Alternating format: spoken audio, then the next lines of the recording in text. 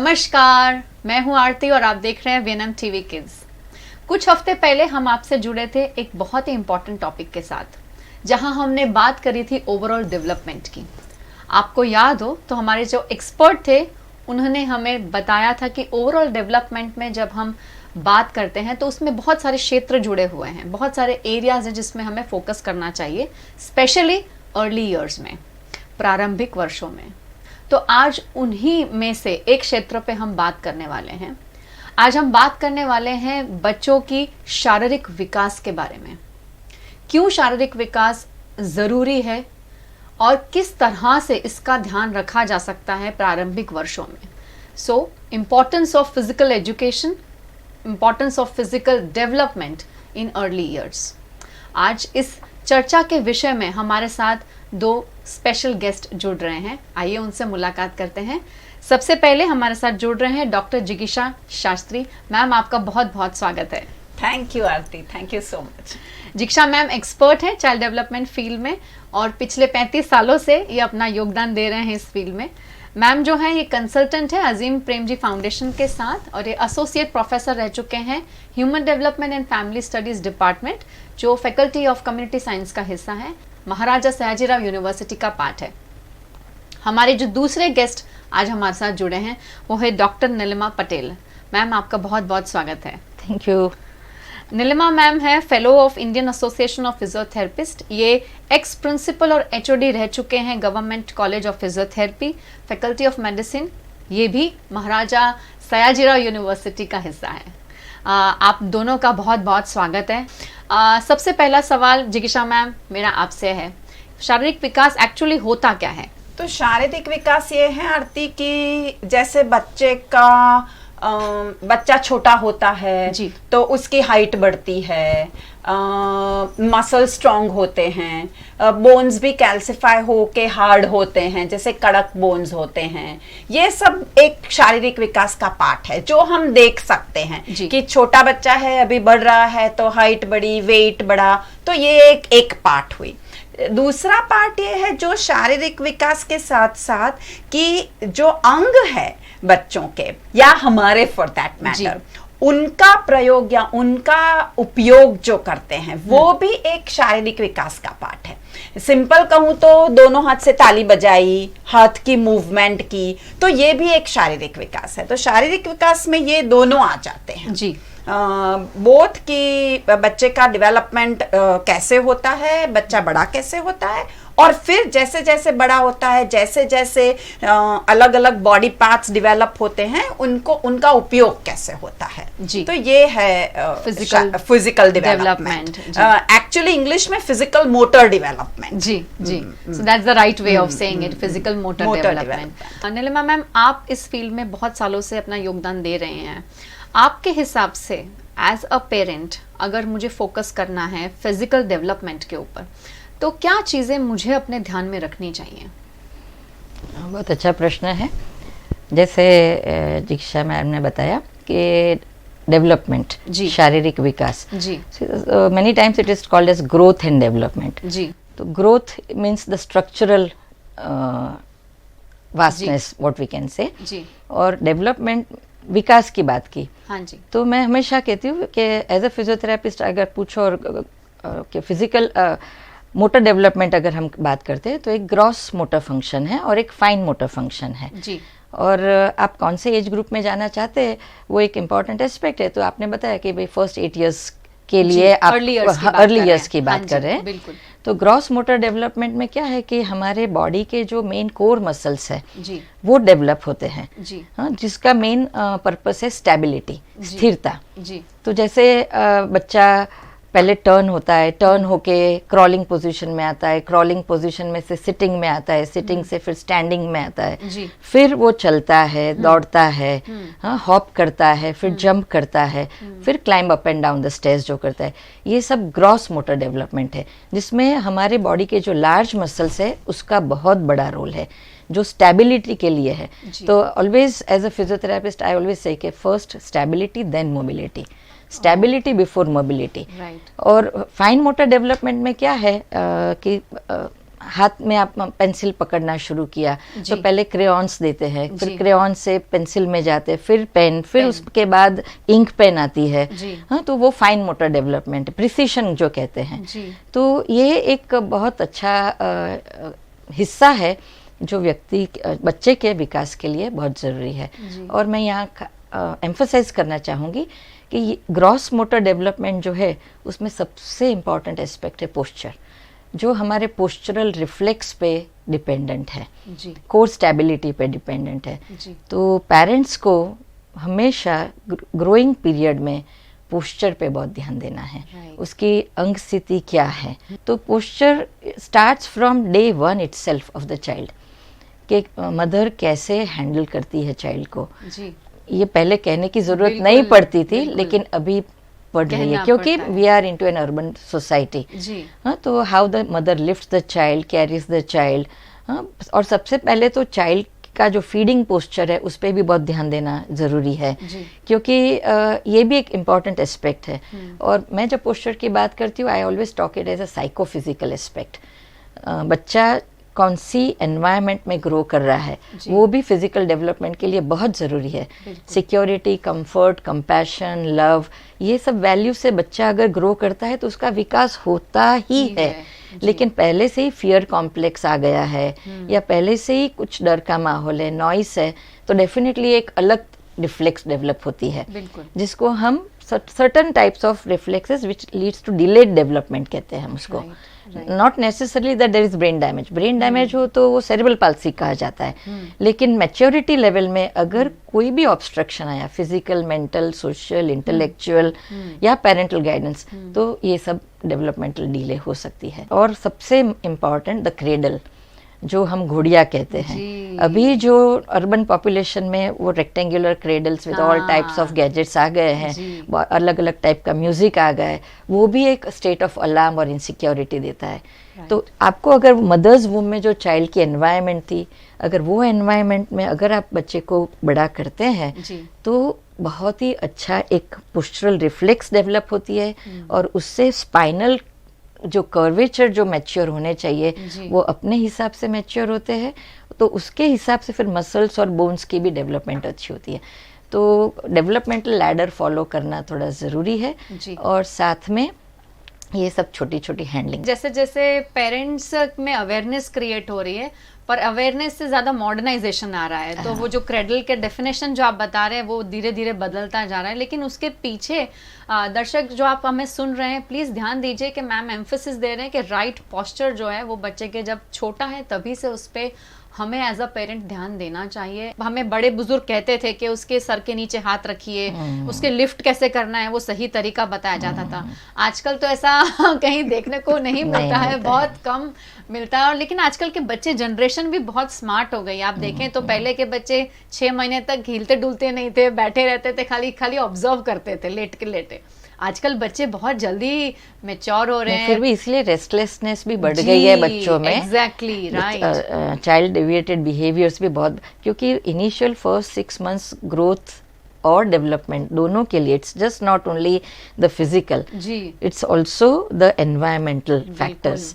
ये मैं हमेशा एम्फोसिस करती हूँ। और हैमॉक स्टाइल, हैमॉक तो because you asked me about physical develop, तो ग्रॉस मोटर डेवलपमेंट जो स्टेबिलिटी के लिए है, it will always be with the neck holding on the shoulder, shoulder on pelvis, pelvis on legs and legs on the feet. तो ये एक aspect है। दूसरा पेरेंट्स के लिए मैं बताऊं कि वर्किंग मदर्स है तो अभी टॉडलर्स के लिए वॉकर्स आ गए हैं जी। तो वो भी एक हिंड्रेंस आ रहा है चाइल्ड के पोस्चरल इश्यूज के लिए जी। क्योंकि हमारा डेवलपमेंट जो है ना कोर स्टेबिलिटी से पेरिफेरल मोबिलिटी की तरफ जाता है। अभी आपको काम है, आप वर्किंग मदर है या अदर इश्यूज है, उसमें कोई गलती भी नहीं है, कभी कभी सिचुएशन के हिसाब से, लेकिन आप उसको वो टॉडलर में खड़ा कर देते हैं इन्फेंट वॉकर में, तो डायरेक्ट आप फीट पे वेट डाल देते हैं। अब फीट पे जैसे ही वेट डाला तो पोस्चरल स्वे बढ़ जाता है और मोटर कंट्रोल नहीं है, ग्रॉस मोटर डेवलपमेंट नहीं है, उसकी फेजेस है। 18 to 24 months में वो धीरे धीरे धीरे मोटर डेवलपमेंट होता है जी। और उससे पहले ही आपने उसको खड़ा कर दिया, चलाना शुरू कर दिया, तो व्हाट हैपेंस, पोस्चरल स्वे बढ़ता है, पोस्चरल कंट्रोल हैम्पर होता है और उसके हिसाब से बहुत सारे इश्यूज आ रहे हैं। राइट। तो टॉडलर्स, ये जो वॉकर्स है वो भी एक बहुत बड़ा, जितना हो सके आप मत यूज करो उसको। अगर ग्रॉस मोटर डेवलपमेंट करनी है, बोन्स के डेवलपमेंट के लिए, मसल के डेवलपमेंट, तो उसको अपने आप उल्टा होने दो, उसको अपने आप प्रो नीलिंग में आने दो, उसको अपने आप थोड़ा क्रॉल करने दो, अपने आप पकड़ के उठने दो, तो ही वो कोर स्टेबिलिटी आएगी।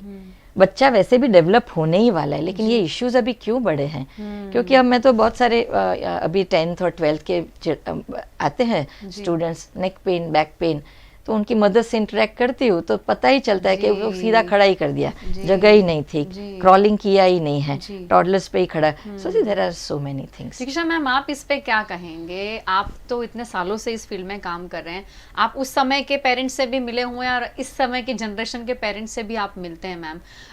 किस तरह से आपको लगता है कि भाई कुछ चीज़ें फास्ट फॉरवर्ड हो रही हैं? जिस तरह मैम ने बताया कि हम अपने हिसाब से उसको खड़ा कर देते हैं, हालांकि अभी खड़ा करने की उम्र नहीं है, तो वो माइलस्टोन्स जब हम भाग रहे हैं उसके ऊपर, वो माइलस्टोन अचीव नहीं हो रहा है, तो कितना फर्क पड़ता है डेवलपमेंट में भी और ग्रोथ में भी? बात यह है आरती कि अभी के टाइम में हमें सब जल्दी करना है जी। हमें है कि आंख बंद करें और खोले और हमारा बच्चा बड़ा हो जाए जी। जैसे राइटिंग में भी हमने देखा है, रीडिंग में भी देखा है, इंस्टेंटली हमें बच्चे को बड़ा करके बड़े जैसा बिहेव करे, बड़े जैसा चले। तो वो जो समय मिलना चाहिए, वो जो अर्ली ईयर्स में अनुभव मिलने चाहिए, जब वो नहीं मिलेंगे तो डेफिनेटली बच्चे के विकास और वृद्धि दोनों पे असर हो जाएगी। ग्रोथ एंड डेवलपमेंट जो मैडम ने अभी बात की, राइट, बच्चे की उम्र का क्या है, उम्र के हिसाब से बच्चा कर क्या सकता है वो समझने की जरूरत है। जो ऑटोमेटिकली पहले बड़े बुजुर्ग, नाना नानी, दादा दादी से घर में पता चलता था, with the nuclearization of the family, generally lack of information available, कभी कभी it is not कि parents प्यार तो पहले भी करते थे, अभी भी करते हैं, पर वो समझ में थोड़ा फर्क आ जाता है। और इसीलिए जब हम जरा जल्दी बच्चे को कुछ भी डेवलपमेंट में जल्दी पुश करने का ट्राई करें तो डेफिनेटली उसकी आड़ असर होती है, नेगेटिव असर होती है, उसकी पॉजिटिव नहीं होती। तो बहुत इंपॉर्टेंट है कि बच्चा कितना बड़ा है। अभी बच्चा बैठने लगता है कि अभी बच्चा टर्न हो रहा है तो as a mother I will try and put him in my lap, कि वो मेरी छाती से अड़ के ऐसे बैठने की कोशिश करे। जब वो बैठेगा मेरे सपोर्ट से तो मैं उसको एकदम अपने आप बैठने के लिए कुछ दूंगी। जब वो बैठ सकता है तो आई एम अज्यूमिंग कि वो क्रॉल कर सकता है। ये है कि हम ये समझते हैं कि पहले से ही विदाउट सपोर्ट बैठना शुरू कर दे, कैसे करेगा? कर ही नहीं सकेगा। तो बहुत इंपॉर्टेंट है हर एक स्टेज में। ये तो हम अभी इन्फेंट्स के बारे में बात कर रहे हैं, पर same goes for 3 to 6 year olds कि 3 साल के बच्चे को हम क्या करेंगे, क्या वो कर सकता है, तो क्या मैं दूंगी, क्या मैं उनको चौक दूंगी, क्रेयॉन दूंगी, पेंसिल दूंगी, क्या मैं उनसे ABCD एक्सपेक्ट करूंगी या स्क्रिबलिंग एक्सपेक्ट करूंगी, तो उसके लिए मैं क्या करवाऊंगी। 5 साल का बच्चा है तो क्या करवाऊंगी। तो ये उम्र के हिसाब से विकास के तबक्के होते हैं, वो तबक्के जानना जरूरी है और अकॉर्डिंगली एक्सपीरियंसेस देना जरूरी। तो उसमें हम कुछ और अपनी तरफ से करें, उससे बेटर है कि हम किसी स्पेशलिस्ट को उसमें इन्वॉल्व करें ताकि बच्चे का जो बाकी की चीजें जो हैं वो हैम्पर ना हो। क्योंकि हर एक बच्चे के लिए अभी तो ये हो ही गया है कि from birth onwards paediatrician present रहते हैं, राइट।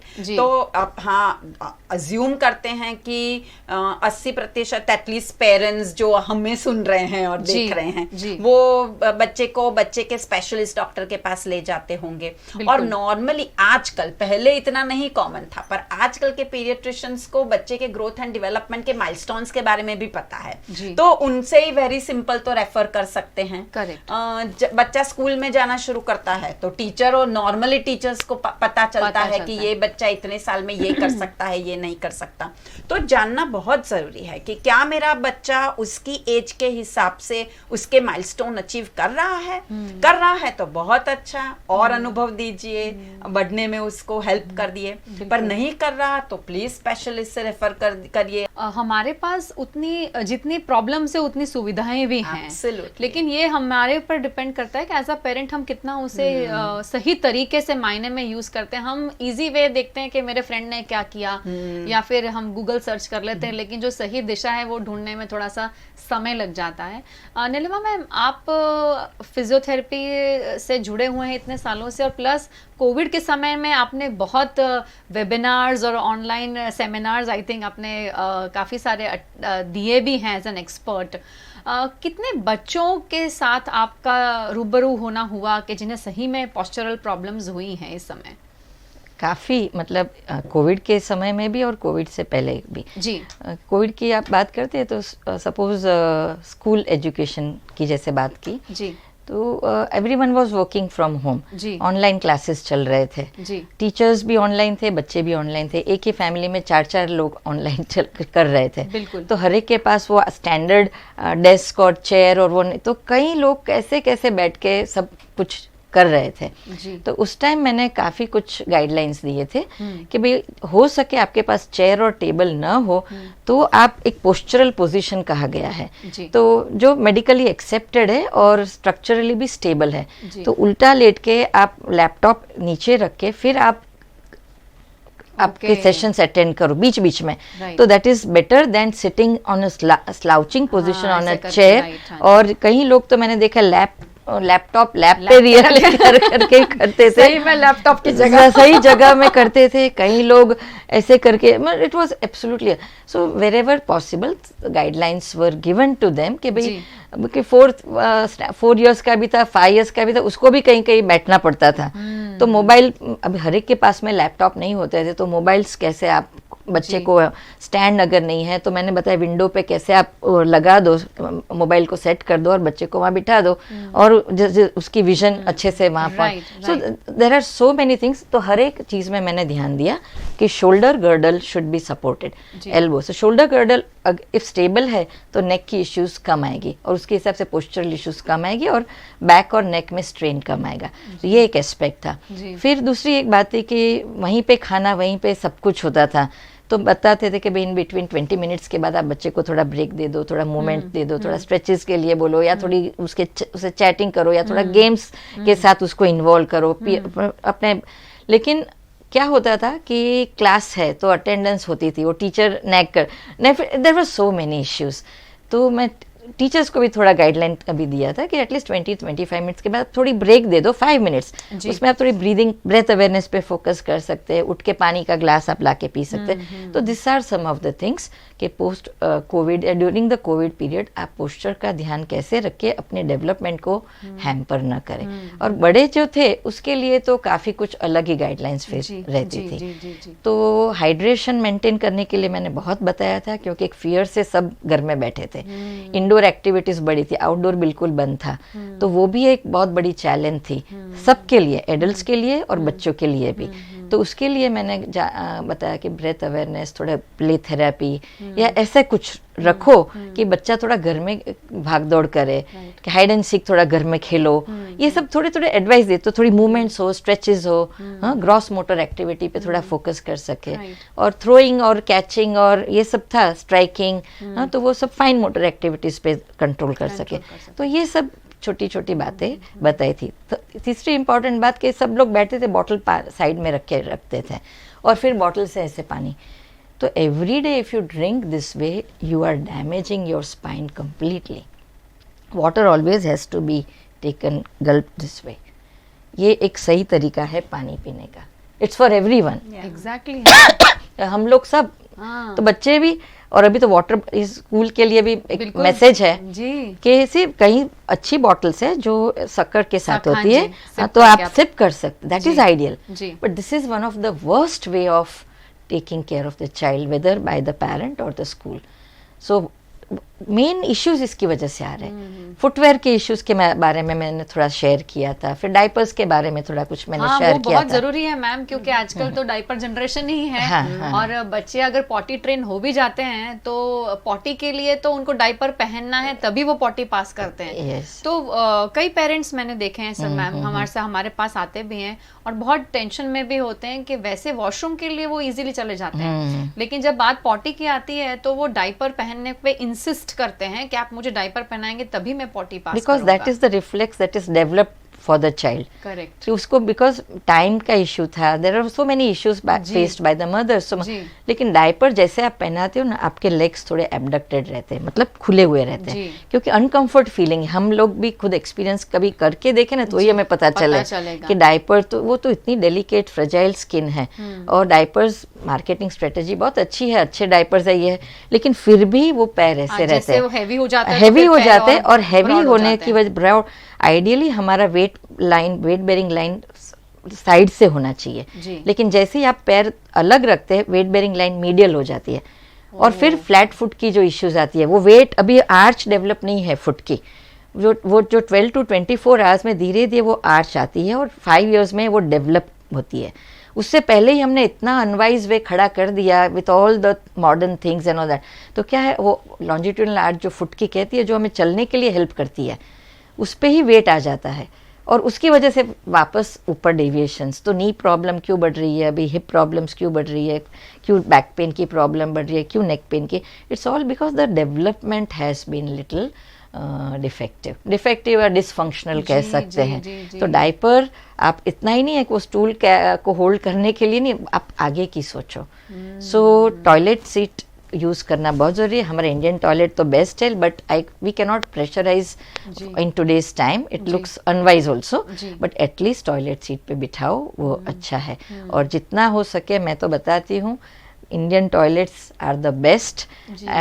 और इसलिए योगासन में तो मलासन करके बहुत अच्छा एक आसन है, मल आसन. हर एक आसन के आगे एक नाम था, मल त्याग करवानो आसन. नाम भी ऐसा है, त्याग करवानो.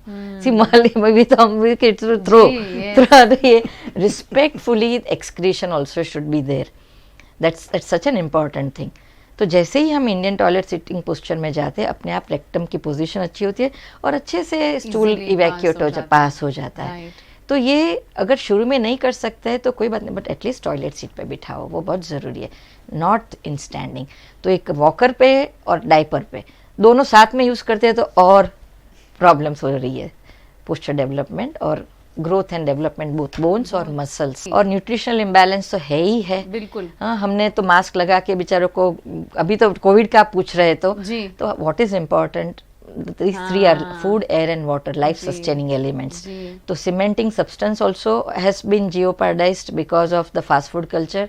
Second thing, the type of food that mother is cooking to the best, but जो market से आ रहा है with so much of pesticides and insecticides और fertilizers, तो हमारा न्यूट्रिशन भी इम्बैलेंस हो गया है और साथ में हाइड्रेशन भी कम हो गया.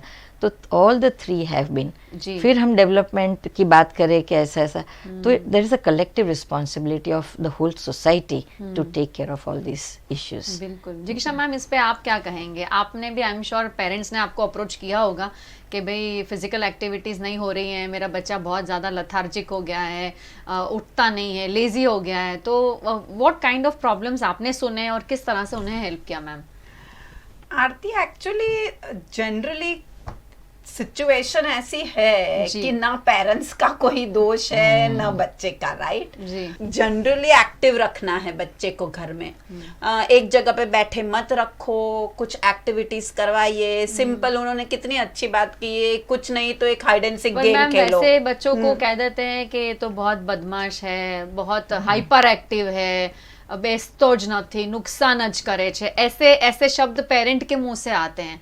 तो क्या कहेंगे फिर मैम? पर बिकॉज हम वो बैलेंस ही नहीं दिया है जी. जो अभी एक्चुअली इफ डेवलपमेंट और एक्टिविटी के हिसाब से देखें तो हर एक बच्चे को दिन में बाहर खेलने का मौका दिया जाना चाहिए जी. जो जैसे मेरे जनरेशन में देखो तो हमारे पास ग्राउंड्स नहीं थे, पर हमारे पास गलियां थी जी. जो सेफ थी, जहां बाहर बच्चे खेलते थे, राइट जी.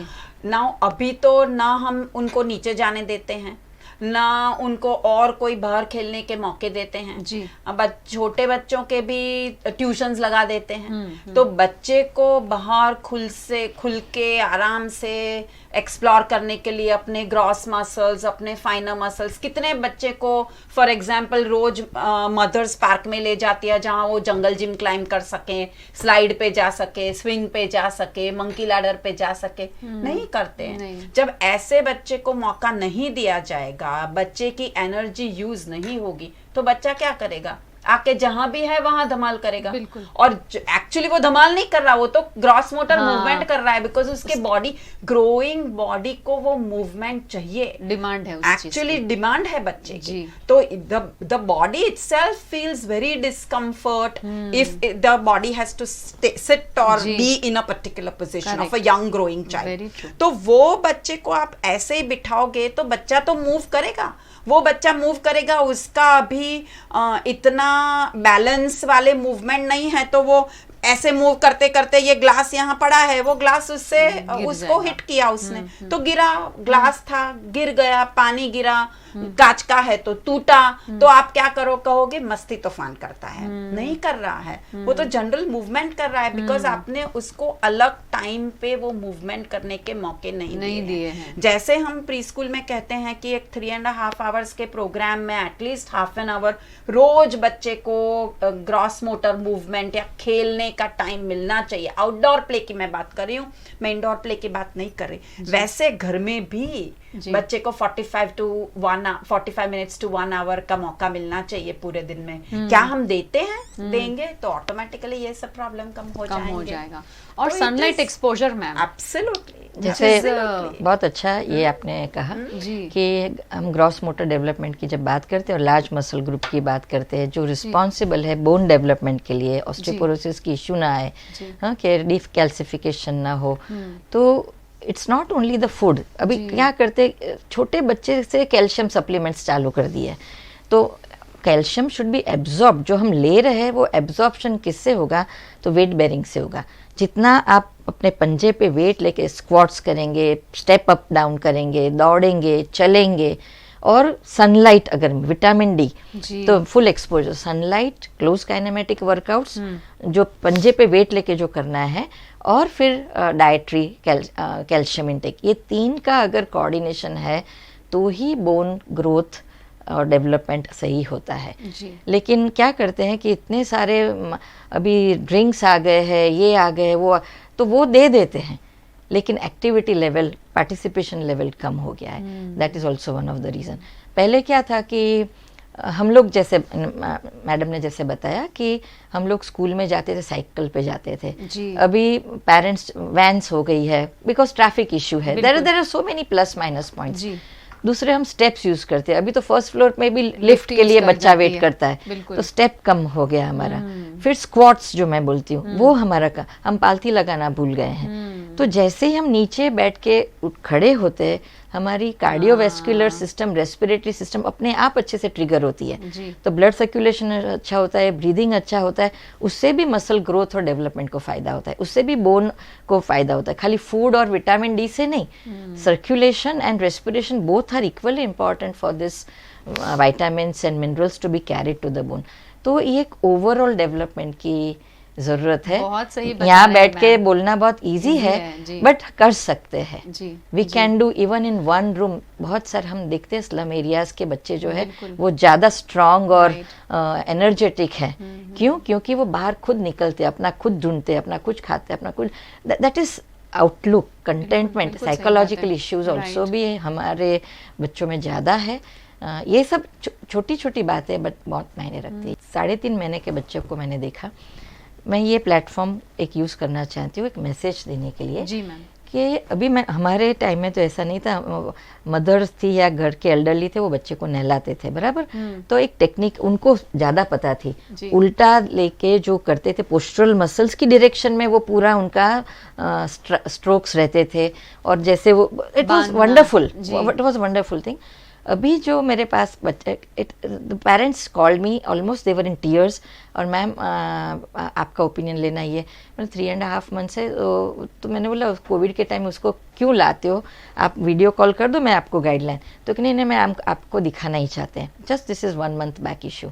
तो बच्चे को ऐसे उल्टा पकड़ के सिर से और ऐसे ऐसे स्विंग करते हैं, मुझे पता नहीं है वो क्यों कर रहे, तो कि अभी ये कंसेप्ट चल रहा है तुमने ख्याल से आपको पता है तो वो जो मालिश वाले आते हैं ना, तो उसमें अभी ऐसे पकड़ा होगा अनइवन कुछ तो यहाँ का जो ये मेन मसल है गर्दन का स्टर्नोक्लेडोमेस्टेट, तो उसको डायग्नोसिस किया पीडियाट्रिशियन ने टॉर्टिकोलिस।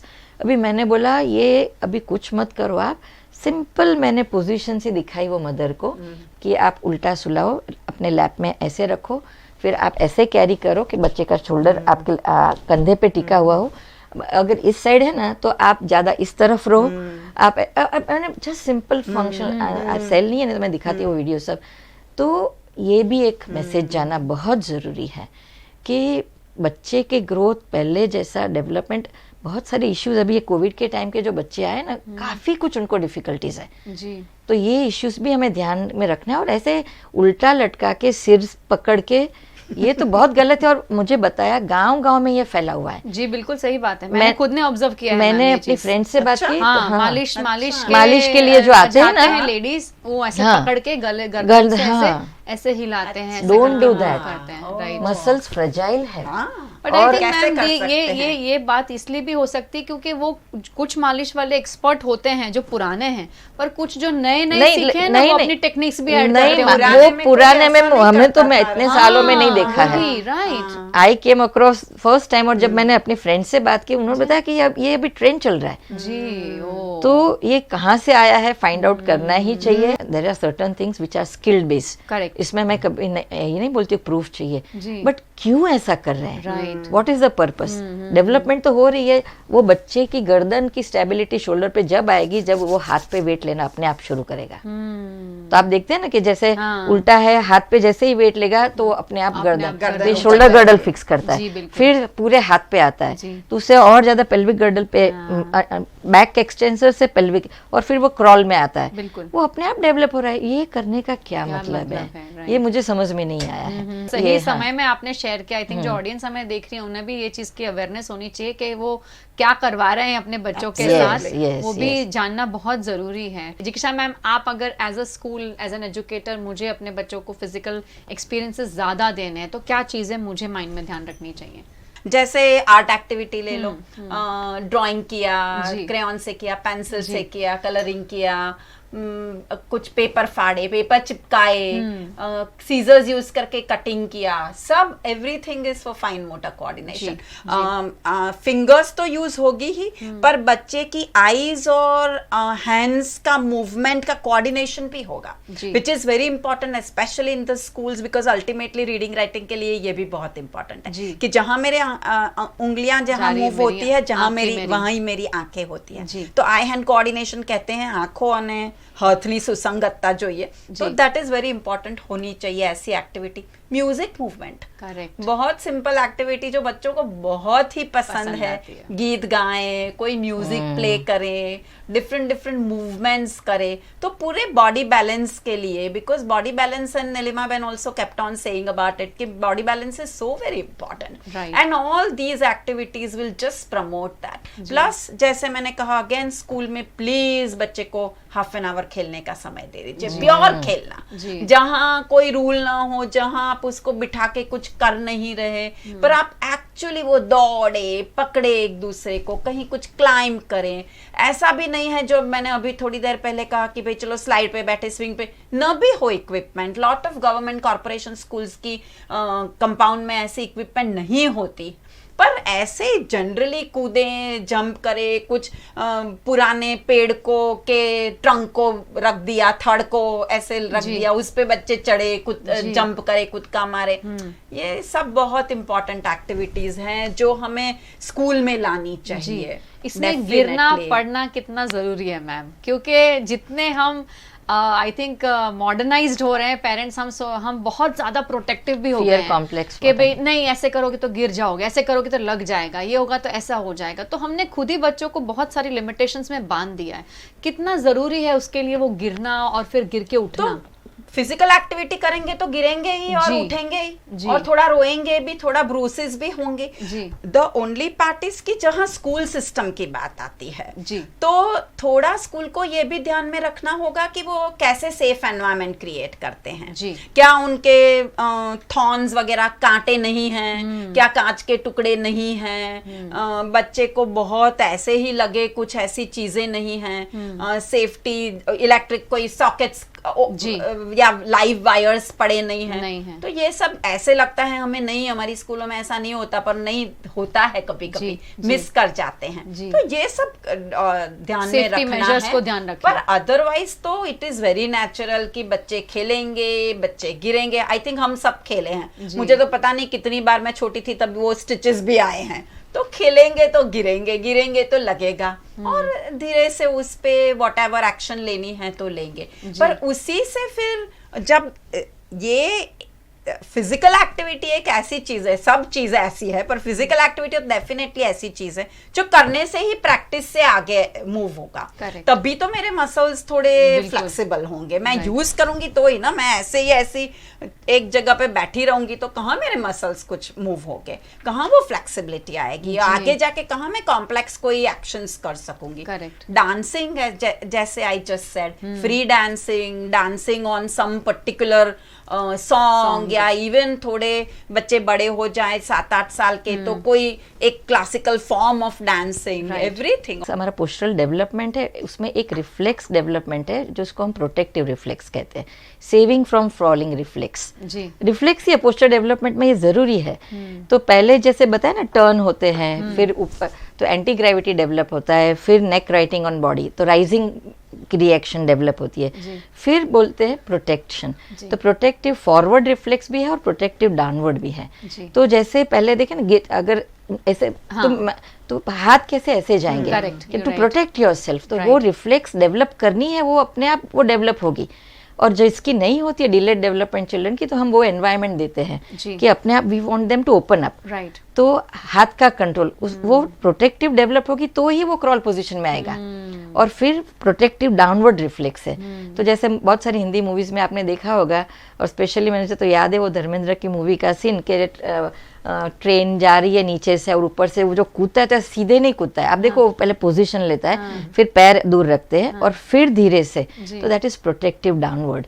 तो पहले बच्चा जब चलता है ना तो वो वाइड बेस से चलता है, फिर धीरे धीरे जैसे प्रोटेक्टिव रिफ्लेक्स मैच्योर होती है वो हील टो स्टैंस लेता है। तो protective reflex is responsible.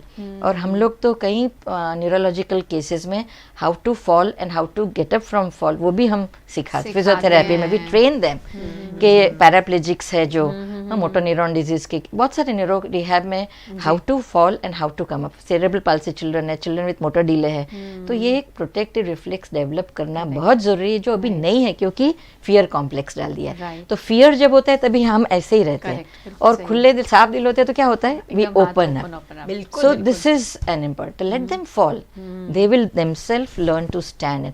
I make my patients sit and now stand up.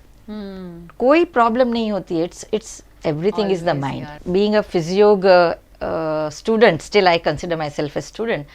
तो 3 पोस्चर्स आप ज़रूर बच्चों को पहले से ही डेवलपमेंट के लिए आप इनकरेज करो कि बाद में जाके डॉक्टर्स को बोलना ना पड़े कि पालथी मत मारो, इंडियन टॉयलेट मत यूज़ करो, नहीं तो नी पेन हो जाएगा, बैक पेन हो जाएगा। तो आप बच्चों को सुखासन पोस्चर आप दो, वो सिंपल पालथी मारने का, जो पालथी लगा के हम जो बैठते पलाठी वाली, हाँ जी, तो वो आप एटलीस्ट 15 to 20 मिनट्स बिठाओ, अपने आप अपना पोस्चर और डेवलपमेंट सब अच्छा होगा। दूसरा है जो हम कहते हैं malasana, Indian toilet sitting posture, बहुत सारे वीडियोस है, बहुत सारा एक्सप्लेनेशंस है, तो आप बच्चे को वो पोजीशन से आप डेवलप करो। आपके घर में वेस्टर्न टॉयलेट है कोई बात नहीं, लेकिन वो as an exercise western community, US में भी सुपर ब्रेन योग करके बहुत सारे स्टडीज हो रहा है, और वो कुछ नहीं है, कान पकड़वा के वही पोजीशन में 10 बार उठ करवा रहे हैं, और how behaviour problems can also be taken care of, that is what they are studying.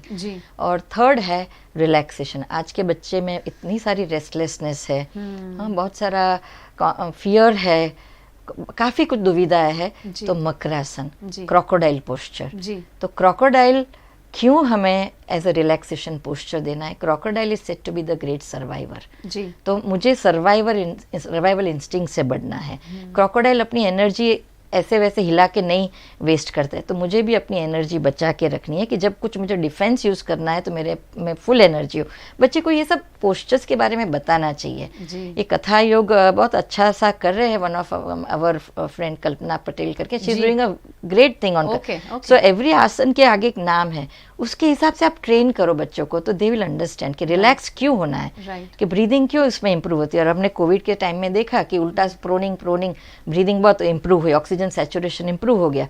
तो यही कंसेप्ट हम पहले से ही दे तो काफ़ी कुछ पोस्चरल इश्यूज कम हो सकते हैं, बोन डेवलपमेंट अच्छा हो सकता है, मसल ग्रोथ अच्छा हो सकता है, और फंक्शनल एक्टिविटीज़ बहुत ही अच्छी हो सकती है। अपने आप में एक स्ट्रेच स्ट्रेंथ सब कुछ बैलेंस है। ये 3 योग postures, Sukhasan, malasana and makarasana. वो ट्रेडिशनल गेम्स थी ना, प्लीज ले आइए जी। स्किपिंग रोप करते थे, पगथिया हॉपस्कॉच करते थे, ऐसे ही चेन करके दौड़ते थे। प्लीज वो सब गेम्स, इवन वो लखोटी एंड कुका we used to play, get all those games for your children, they are so important. जिगीषा ma'am, Neelima ma'am, thank you so much हमारे इस वंडरफुल सेशन में आज पार्ट बनने के लिए। एंड आई एम श्योर जो ऑडियंस हमें देख रही है उन्हें भी बहुत मजा आएगा। Thank you so much for giving your time. अगर आपने वीएनएम टीवी किड्स का चैनल सब्सक्राइब नहीं किया है तो प्लीज कर लीजिए, लाइक करना है, शेयर करना है, बेल आइकन को प्रेस करना मत भूलिएगा, ताकि हमारे यहाँ की जितनी भी खबरें हैं, जितने भी अपडेट्स हैं, वो सब आप तक टाइम टू टाइम पहुंचते रहें। अगले हफ्ते आपसे फिर मुलाकात होगी, तब तक के लिए नमस्कार।